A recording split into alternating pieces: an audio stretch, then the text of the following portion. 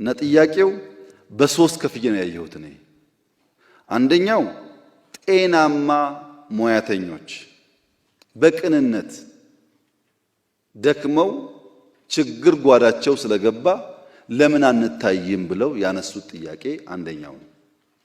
ብዙ ምስኪን ሰዎች አሉ በሕክምና ሴክተር ውስጥ በጨዋነት 24 ሰዓት የሚያገለግሉ ኑሮ የከበዳቸው እንታይ ብለው ጥያቄ ያነሱበት አንደኛው ነው። ሁለተኛው የፖለቲካ ኪሳራ የገጠማቸው ሰርቪስ ምን እንደሆነ የማያውቁ ኔሽን ቢልዲንግ ምን እንደሆነ የማያውቁ ሳይንስ ሙዚየም የሚሆን ሃይ ስኩል ሁሉን ነገር ከደሞዝ ጋር ብቻ የሚያያይዙ ከዕለት ጉርስ ያለፈ እሳቤ የሌላቸው ሰዎች የጠለፉት ነው። ሶስተኛው ሐኪም መሳይ ፖለቲከኞች፣ ጋውን ለባሽ ፖለቲከኞች።